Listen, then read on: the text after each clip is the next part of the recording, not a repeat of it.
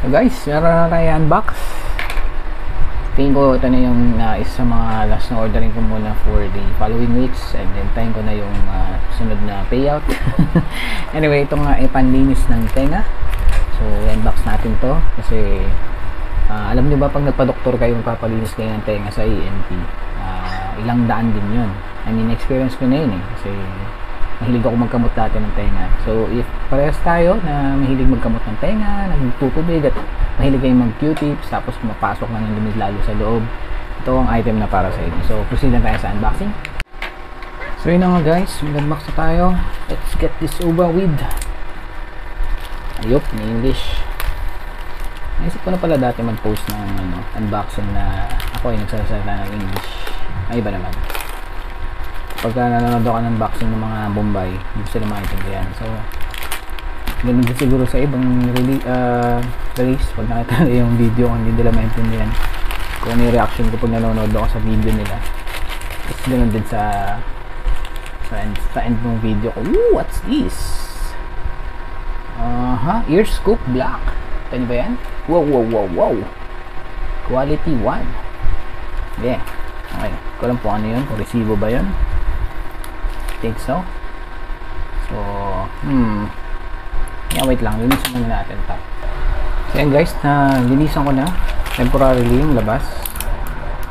Ayoko kasi madumi. Ayoko talaga ng dumi. Buti nga yung kabilang tenant dito sa amin. May house rules din pala sila. Na pag galing sa labas, naghugas ng paa. Lalo na kung hindi naman nakasapatos, hindi naka-close shoes. Parang nga naman hindi mo dala-dala yung dumi sa loob. And then yung anak niya, natawa ako, sabi, "Ma, maliligo rin ba ako?" Sabi niya, "Sana hindi ka na nagtanong." So tama nga naman, kung galing sa labas, hindi porket wala ng COVID, pabaya ka na. Kaya nga pinakawalan yung COVID kasi maraming burara sa mundo So tama lang, clap yung mag-inang yun. So anyway, ito na nga yung item natin. Liit lang, legit, maganda ang packaging. So smart visual earpick. 500 megapixel talaga ba? Tinalo pa yung ng mga smartphone. So yun yung box. Ayan, makikita nyo dyan is wireless LAN daw yung kanyang signal papunta sa phone. And then ito ang kanyang ewan ko to, password ba to? So yun yung product model, yung weight, battery, image sensor is CMOS. Working time niya is 65 minutes, yung charging time is 45, operating frequency is 2.4 gigahertz. Ano pa ba? So made in China #1. So unbox muna natin, and again nilinisin ko muna ulit. Wait lang. So yun guys, nalinisan ko na siya.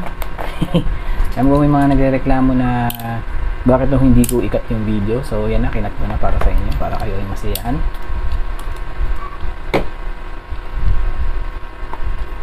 So yun, ulitin natin, nalinisan ko na nga. Mga maangal dyan, bakit nung hindi ko ikat ang video. So kinat ko na para sa inyo. Ganda ng box. Ang ganda. Nga pala, ang kulay daw niya ay black. Hindi ko napakita sa inyo ito kanina. Excuse me. Ang galat. So yan. So yan natin. Wait. Linis ulit. Okay. So yan. Kita nyo naman. Naliligo sa alcohol. Linisan na natin. And buksan. Buksan na natin yan. Next mix na yan. Next mix.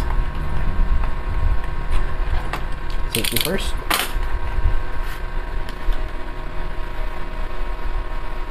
Ta-da-da-da! Ta-da-da-da! So na. Ito ang kanya, ganda ng presentation, may paper pa.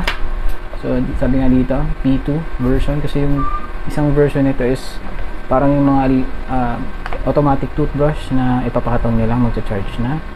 So ito yung app, if need you install, hindi gagana kung wala yung app. And so yung basic instruction niyan. Yan, accessories. Sabi dito, 1 main unit charging cable na Type-C, instructions, accessory bracket, and silicone earpick. 6 daw. So, wala natin basahin yung caution. Mamaya ko na rin kukwento sa inyo yan. And may troubleshooting pa sa likod. So ayan, i-pause nyo na lang kung gusto nyo makita. Ayan yung mga details niya. And nga pala, sama na natin tong cautions niya kung ano man yung gusto nyo sabihin. And ito yung product accessories. Pause nyo na lang ulit. And ito na rin yung QR code. Diba? And yung setup. And then yung mismong app. Anyway, moving on. So ito na guys. Yan yung naman ng box. So mag-start tayo sa main event. Yung main unit, which is this one. So ayan, nadamay na sa paglilinis ko. Dito yung charging, which is again type C. Ito yung power button. And ito yung tip. Andun yung camera. Ewan ko kung makikita nyo siya. Ayun. So may LED light na yung nakasama. And may pang scoop. Gawa sa silicone. Gawa sa silicone. And ito yung charging cable. Again, it's type A to type C. Siguro mga... So yun guys, nag-skip na tayo sa unboxing. And I mean, nabuksan ko na siya from plastic. And then ito yung lagayan niya. Ang contents niya ay ito, type C to type A na cable, 5 to I mean more or less more than 5 inches na haba. And then ito yung ear pick, ayun yung tatak mo ng branding. Ito yung type C, yung charge. And then ito yung kabilang side, yung ipapasok mo sa tenga mo, it's silicone tip. And then yung USB light, I think 6 pieces yan. And then nandun yung camera. And ito yung mga tips niya.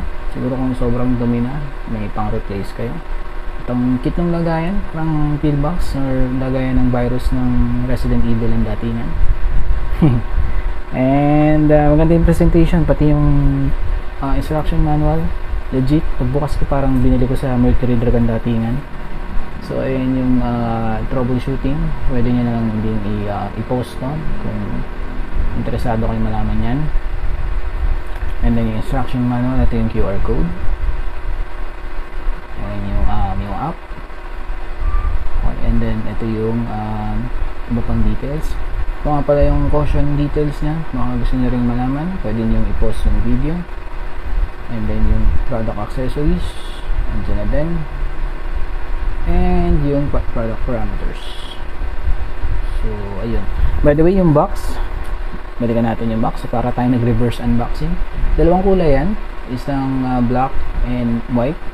Ang nasa akin is black. And yeah, so may, ang sabi nga dito, health monitoring, custom chip and universal gyroscope. And 500 megapixel ko noon na HD. And ito yung item. I think ito yung password pag magko-connect ka. So pwede siyang mag-wireless LAN. And ito yung model, net weight, battery, service time is 1 hour and 5 minutes roughly, and then charging time is less than 1 hour. Tapos ano pa ba yun, made in China as always, China number 1. And yun lang yung contents ng box. So proceed tayo sa screen recording ng mismong app. Yun guys, so nag-scan na ako nung QR code para ma-download yung app. So proceed na tayo. And nag-open pa ang Google talaga naman. Not sure if meron ito sa Google Play Store, pero sige, try natin to. Android, yung meron. So ito yung pangalan ng app. Screenshot pa natin din. Okay, proceed. So ang sabi dito sa app is just home. Kailangan mo daw ng wireless otoscope. Ang size niya is 20.49. Release on 2022, last year lang. Okay, so kaya try na natin install. Just home. Weird yung pangalan. Anyway, so ito yung mga details. Wow. Okay, gets ka yan? Yan, installing. Grabe na yung tito ko. Okay, good. Yan, hindi ko sure kung may battery yung mismong tip, pero try natin. So yan, permission para daw sa wifi. Sige, I agree. Buti na lang English yung mga salitaan dito. So, paano bang gamitin to? Ang sabi is hold power button, open the app. Okay, hold power button. Okay, umilaw na siya. Uy, ang cute. Sa hindi ko na videoan. So, open the app and then so, saan tayo? Select and connect. Saan yun? Baka itong plus sign. Okay. Click natin yung plus sign. Device is not connected. Ayun, okay, ito na yun. Okay, sabi dito jump to phone settings to connect Wi-Fi. So, nasa na yung piste na yun. Kaya natin buksan yung ano ko, Wi-Fi ko. Saan? Ayun, si Dr. Isla. Ang pangit ang pangalan. Dr. Isla could not provide internet. Okay, sige. Wala naman talaga net yan. So, yan. Ang nakalagay na dito is smart click how to use 75. Ang ganda. May power percentage pa kung ilang power yung natira. So, and then, after nun, pag nakakonect ka na, start using the app. Sabi sa instruction. So, start. Napaka basic. O, yan guys. Nakikita nyo na yung dulo ng tip. Pasok mo sa tenga ko to. Sige, try natin. Okay, so start tayo sa right ear. Uy, wow. Di ko alam na ganyan itsura ng tenga ko. Medyo may lag siya, no? Pero pwede na. So, nag-work siya. Linis naman pala tenga ko. Wow. Okay. Okay, linis, malinis. So, may option dito nga pala nung ilaw. Okay, cancel natin na kasi nga naman kailangan ng ilaw. Ano to? Para mapicturean mo. So, ito recording, tapos ito gallery. Okay, so try natin ulit. Wow. Kita niyo ba yung tenga ko, guys? Hindi ko alam na ganyan yung itsura ng tenga ko. So, yun. Ganda, oh. Legit. O, diba? Nasaan na ako? Okay, so na namang dumi, I guess. Yun. Ano yung nasa taas? Diri, papakita ko ba sa inyo ito? Okay, sige. Try natin.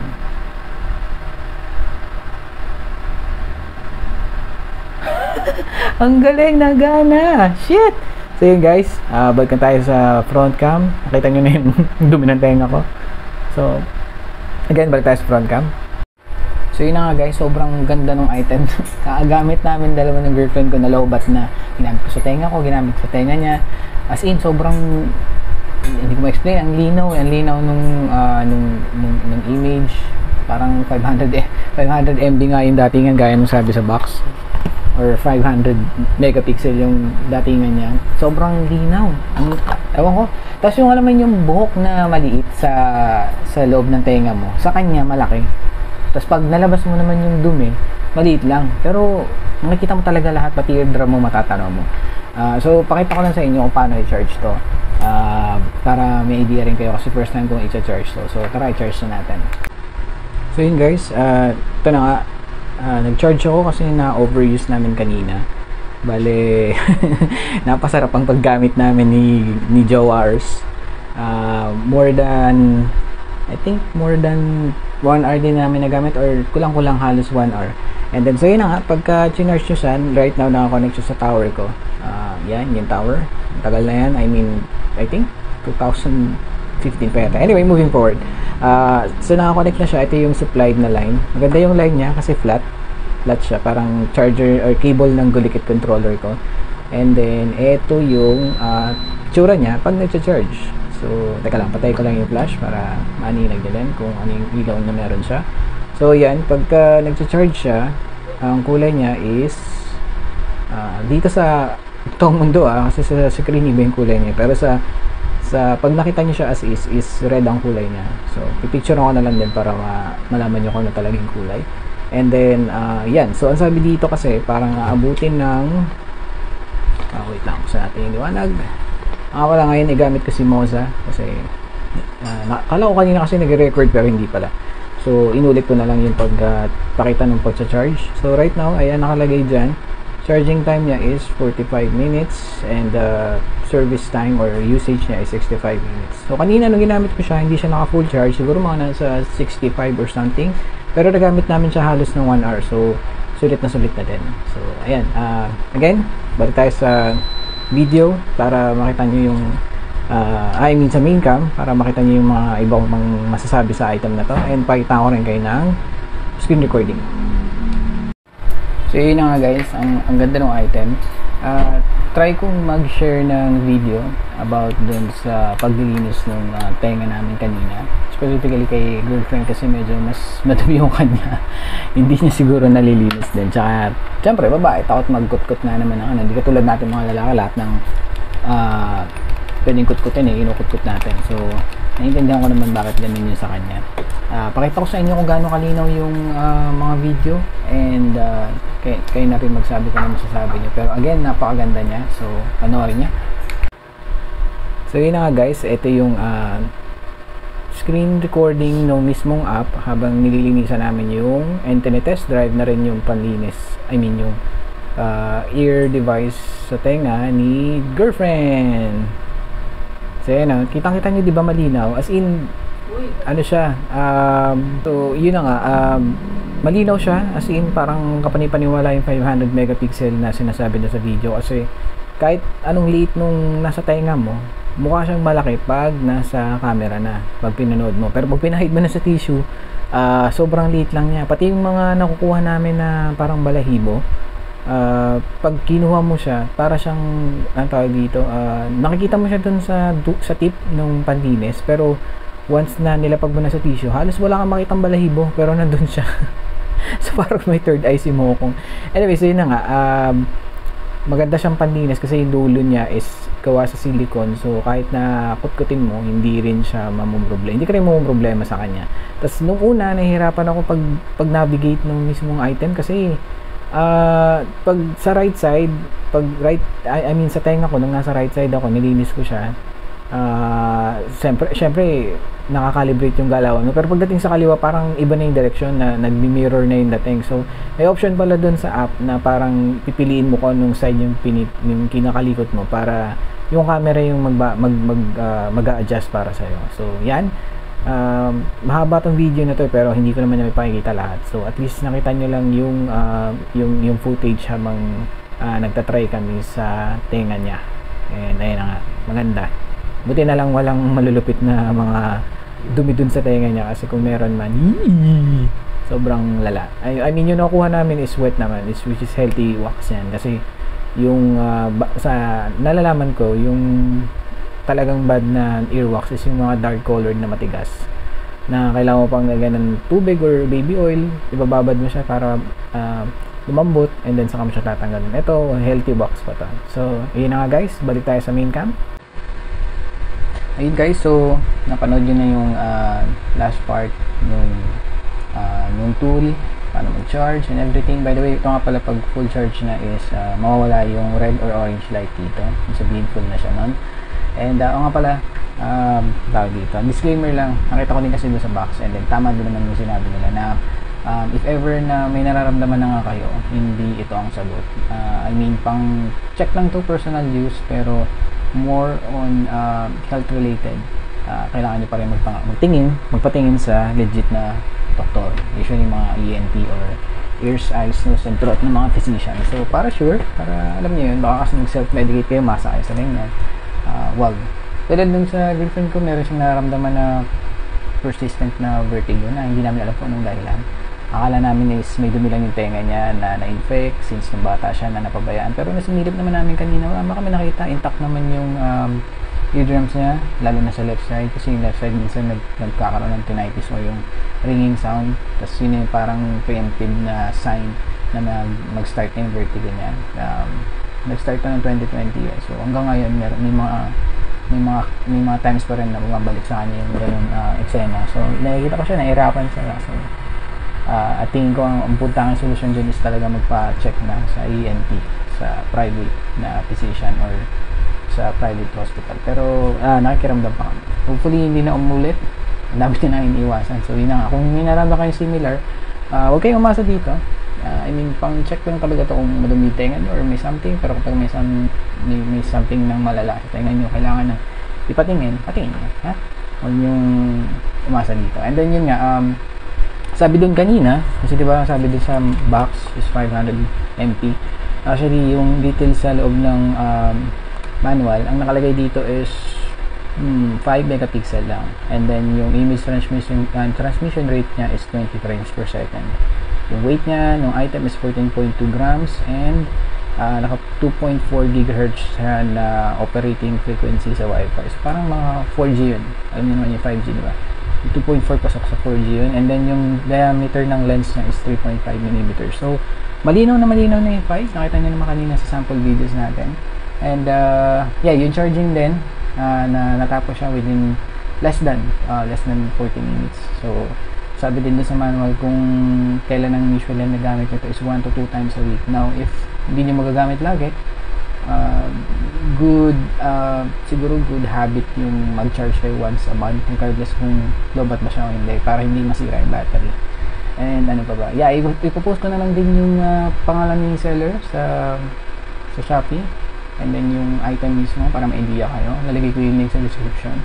Ang kuha ko dito is 600 or 500 yata. Alam mo na, pero try ko na rin isingit dito sa screen yung price niya. Basta naka-sale siya, dapat 1.5 yun. So kung sa inyo, kung gusto niyo to, kumuha na kayo within this day, November 30 hanggang sa katapusan ng December, kasi marami pang sale yan. Lalo na ngayon sa Shopee, meron sila yung live selling na may 70% off, pero ang maximum nila is 150. So malaking bagay yun. Tapos yun, nga pala, pakikita ko sa inyo yung screenshot nung tool. Pinaka left side na button is yung lights on and off. Sunod yung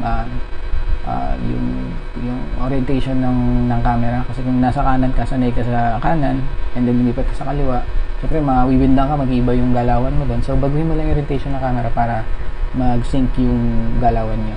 And then yung gitna is yung camera shutter. Yung susunod doon na red button is recording, and then yung gallery sa kanan.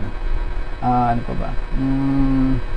Ayun. So again, kung may nakakuha kayo dito, please like and share and subscribe na din. Maganda siya. I mean, gusto ko tong item na to. Marami akong hindi ko na maano yung tenga ko. If ever man may mangyari sa tenga ko or tenga namin, madali siyang gamitin. By the way, yung tips nga pala, tama, binilang ko siya. 6 pieces yan, legit. If ever na gusto nyo palitan o burn out na yung isa, sobrang infected na, ayaw nyo nang gamitin, pwede naman. Pero ako, punasan nyo lang yun ng basahan or tissue na may alcohol, UV light nyo, okay na yan. Kung gusto nyo siguro pwedeng sabunan, pero basta yung light lang yung gagamitin nyo sabon. So yun na nga, ingat, sana may nakuha kayo. And by the way, pahabol lang, may bagong sakit daw sa China ngayon, so mag-ingat-ingat kayo. Parang ang mostly infected is mga bata. May pictures na nagsunan sa YouTube na yung mga estudyante, mga nakaswero, tapos nagkaklase. So hindi sinabi yung mortality rate, kasi hindi naman sinabi ng China yung details kahit na nag-request na si WHO. So ingat na lang tayo, sana pagpasok ng 2024 walang bagong pandemic. Again, Chinese, bago na kayo. China, utang na loob. So yun na nga, salamat sa panonood, enjoy, bye bye.